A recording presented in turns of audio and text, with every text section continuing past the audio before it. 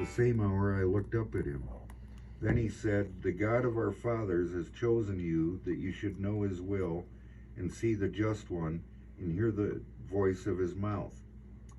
For you will be his witness to all men of what you have seen and heard.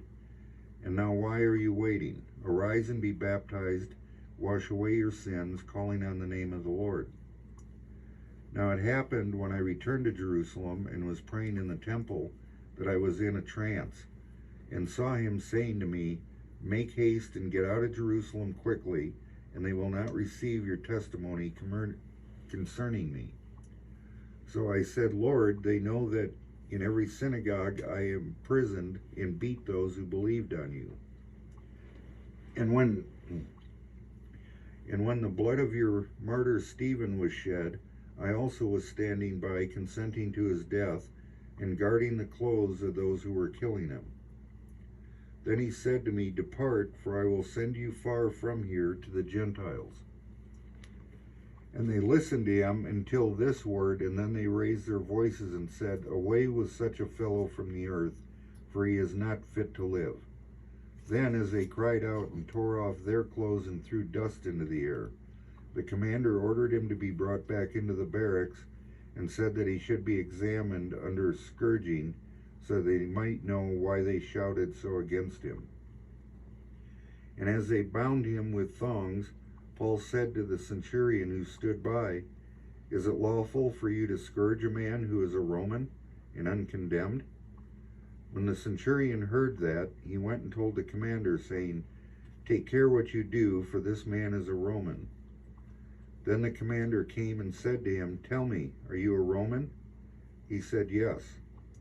The commander answered, "With a large sum I obtained this citizenship." And Paul said, "But I was born a citizen."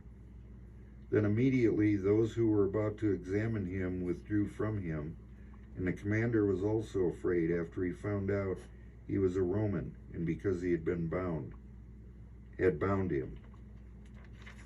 The next day, because he wanted to know for certain why he was accused by the Jews, he released him from his bonds and commanded the chief priests and all their council to appear, and brought Paul down and set him before them. Acts 23. Then Paul, looking earnestly at the council, said, "Men and brethren, I have lived in all good conscience before God until this day." And the high priest Ananias commanded those who stood by him to strike him on the mouth. Then Paul said to him, "God will strike you, you whitewashed wall. For you sit to judge me according to the law, and do you command me to be struck contrary to the wall?" And those who stood by said, "Do you revile God's high priest?" Then Paul said, "I did not know, brethren, that he was the high priest, for it is written, 'You shall not speak evil of a ruler of your people.'" But when Paul perceived that one part were Sadducees and the other Pharisees, he cried out in the council, "Men and brethren, I am a Pharisee, the son of a Pharisee. Concerning the hope and resurrection of the dead, I am being judged." And when he had said this, a dissension arose between the Pharisees and the Sadducees, and the assembly was divided. For Sadducees say that there is no resurrection, and no angel or spirit, but the Pharisees confess both. Then there arose a loud outcry, and the scribes of the Pharisees' party arose and protested, saying, "We find no evil in this man, but if a spirit or an angel has spoken to him, let us not fight against God." Now when there arose a great dissension, the commander, fearing lest Paul might be pulled to pieces by them, commanded the soldiers to go down and take him by force from among them and bring him into the barracks. But the following night the Lord stood by him and said, "Be of good cheer, Paul, for as you have testified for me in Jerusalem, so you must also bear witness at Rome." And when it was day, some of the Jews banded together and bound themselves under an oath, saying they would neither eat nor drink till they had killed Paul. Now there were more than 40 who had formed this conspiracy. They came to the chief priests and elders and said, We have bound ourselves under a great oath that we'll eat nothing until we have killed Paul. Now you, therefore, together with the council, suggest to the commander that he be brought down to you tomorrow, as though you were going to make further inquiries concerning him, but we are ready to kill him before he comes near. So when Paul's sister's son heard of their ambush, he went and entered the barracks and told Paul. Then Paul called one of the centurions to him and said, Take this young man to the commander, for he has something to tell him. So he took him and brought him to the commander and said, Paul the prisoner called me to him and asked me to bring this young man to you. He has something to say to you. Then the commander took him by the hand, went aside, and asked privately, What is it you have to tell me? And he said, The Jews have agreed to ask that you bring Paul down to the council tomorrow, as though they were going to inquire more fully about him.